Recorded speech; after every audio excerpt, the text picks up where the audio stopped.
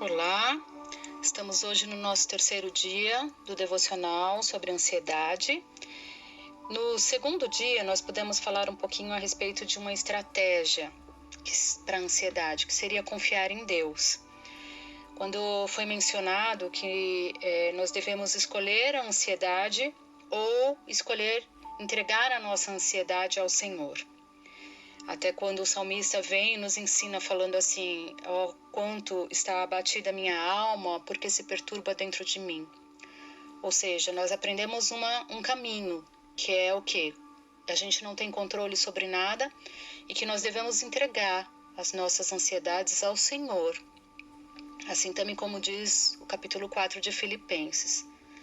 Nós podemos perceber que, principalmente nessa época que nós estamos de pandemia, nós não temos controle sobre nada.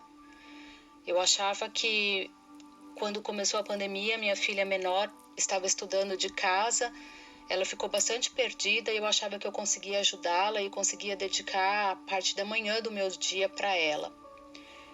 Eu comecei alguns dias, fui caminhando, mas aí eu comecei a perceber que eu não dava conta, porque eu tinha que assistir a aula, chamar a atenção dela, trazer a atenção dela para a aula virtual, né, pelo vídeo, e aí depois eu tinha que fazer as lições com ela, e aí quando às vezes até se delongava um pouco mais da hora de eu ter que entrar no meu trabalho para começar a trabalhar também de forma remota. Então eu percebi que coisas pequenas que estavam do meu lado eu não tinha o controle. Então passei a entregar isso para Deus e dizer: Senhor, eu preciso cuidar da minha casa na parte da manhã para poder sentar e começar a trabalhar. Então a segunda chave é: para abater a ansiedade, a gente deve depender de Deus. A primeira foi confiar em Deus, a segunda é depender de Deus. Uma das coisas que mais causa ansiedade é a incerteza quanto ao futuro. A gente quer tentar remediar, a gente quer controlar isso. Será que nós vamos ter provisão suficiente até o final do mês? Será que estamos seguros como estamos? Será que agora a vacina vai vir? Será que eu tomo? Será que eu não tomo? Será que teremos saúde até o final do ano? Será que eu vou estar viva até o final do ano? Afinal, nós viemos em um mundo em que se encontra debaixo de constantes ameaças, que é mais ameaça que os dias de hoje, onde nós temos uma violência, acredito que é mundial, uma epidemia, uma pandemia, né? Diversas epidemias a gente tem, histórias que a gente liga a televisão, a gente vê balas perdidas no Rio de Janeiro, igual a gente tem visto muitas crianças morrerem, famílias desestruturadas, ou seja, a gente não consegue ter o controle. Então nós, ao mesmo tempo, nós não podemos evitar as crises, mas podemos decidir não nos inquietar por eles, por essas crises. Jesus falou que não deveríamos temer o amanhã, porque basta ao dia o seu próprio mal. Não gaste o dia de hoje preocupando-se com o futuro, preocupando-se. A própria palavra já divide, né? Ocupar. Eu estou me ocupando antes de acontecer com o futuro. Você precisa de força para enfrentar os desafios de cada dia e a preocupação drena essa energia. Deus não responde ao desespero ou à ansiedade, mas Ele responde à fé que nós temos. Os discípulos tinham Jesus no barco e ainda assim se desesperaram com a tempestade. No capítulo 4 de Marcos, Jesus chamou-os de homens tímidos e de pequena fé. Não importa se você conhece a Jesus e se no dia da adversidade você age como se não o conhecesse. Então, às vezes as pessoas elas vão caminhando com Jesus, vão caminhando, aí de repente sai um exame, por exemplo, um temível câncer, e aí a pessoa se desespera, esbraveja. Lógico, a nossa alma entristece, o nosso físico padece, mas a gente está com Cristo. Ele permitiu tudo isso. É isso que a gente tem que pensar. Eu lembro do meu marido falando do vô dele, era um pregador que ensinou toda a família. Ele pregava e foi acometido de um câncer de próstata. E ele fala que o vigor daquele homem não diminuiu. Então, assim, quando ele fala, ele chora, ele se emociona de falar da recordação. Então, é sobre isso que a gente está falando. É no meio da ansiedade a gente olhar para Jesus e falar: Senhor, eu estou desesperada, me ajuda. Então, quando nós nos entregamos à ansiedade, a verdadeira tempestade não é a que ocorre ao redor de nós, mas no nosso interior. Em meio à crise, os discípulos ficaram agitados e assustados naquela tempestade, quando eles estavam no barco com Jesus. Jesus, ele escolheu o quê? Em plena tempestade? Dormir, porque ele tinha plena confiança em Deus que passaria a outra margem. Quando a crise chegou, ele repreendeu a circunstância contrária e fez grande bonança. A ansiedade, ela surge quando você atrai para si o governo de circunstâncias imponderáveis, que só Deus pode controlar. Depender dele é colocar o comando e o rumo de sua vida inteiramente em suas mãos. Em meio à sociedade de risco, nós não precisamos entrar em pânico. Jesus disse que não deveríamos andar ansiosos quanto ao que beber, ao que comer, ao que vestir, porque Deus se importa até com a nossa sobrevivência mais básica. Ele nos manda observar as aves, que elas não semeiam, elas não colhem, elas não estocam alimento, mas ainda assim são sustentadas pelo Pai. O Senhor defende os frágeis, porque eles reconhecem que precisam de ajuda. Só os que se acham autossuficientes dispensam e desprezam o socorro do Todo-Poderoso. Depender de Deus não é uma desculpa para ser irresponsável ou imprudente. Você deve fazer sim a sua parte, mas em relação ao imprevisível, você precisa contar com Ele. Quando sua força for insuficiente, creia no poder de Deus.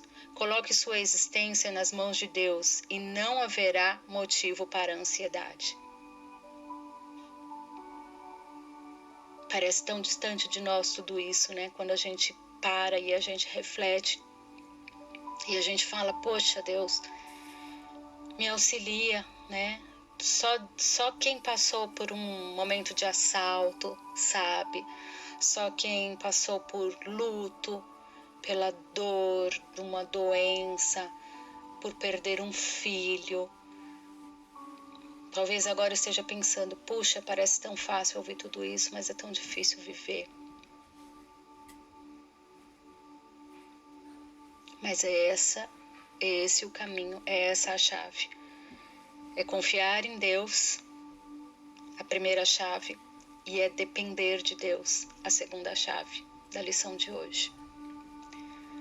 Quando a gente depende de Deus e a gente olha para Ele e a gente fala: Senhor, eu sou tão pequena, eu preciso de Ti. Nada está no meu comando, nada está no meu controle.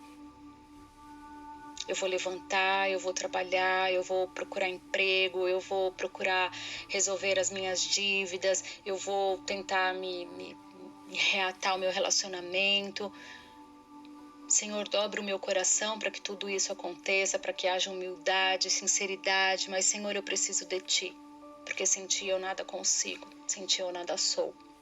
É esse o caminho.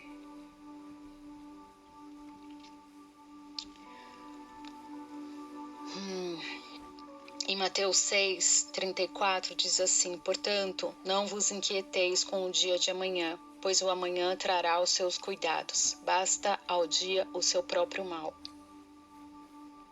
E aí a gente ouve muita gente: vivo hoje, né? Sem esperar o amanhã. Não é viver enlouquecidamente, né? Descabidamente. Mas com equilíbrio, com sabedoria. Viver o hoje, sim. Amanhã, pois o amanhã trará os seus cuidados.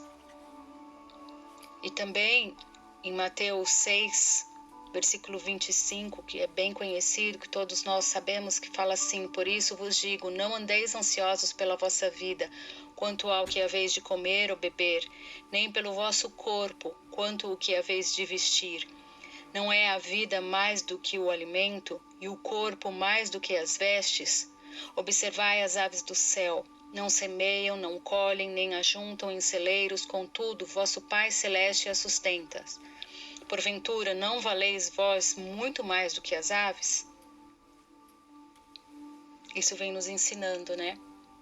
Com pequenas aves que a gente basta olhar, elas estão sempre alegres, sempre cantando, sempre louvando o Criador e sempre se alimentando, sempre tendo uma aguinha, uma pocinha para elas tomarem água, sempre. E aí Deus vai e faz essa analogia dizendo assim, olha, se eu tenho elas, que vocês veem, podem ver que não falta nada a elas, dirá a vocês, que são meus filhos, amados, escolhidos, separados. Então, que a gente possa hoje aprender a confiar e entregar ao Senhor. Vamos orar? Querido Deus, nós queremos te entregar as nossas vidas em primeiro lugar, o nosso coração, as nossas emoções, os nossos planos e sonhos, a nossa família.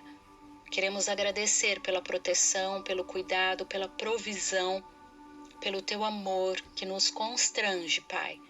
Teu amor é tão grande que mesmo quando nós estamos na nossa solitude, mesmo quando nós não queremos procurar o Senhor por preguiça, por enfado, o Senhor não nos deixa de amar.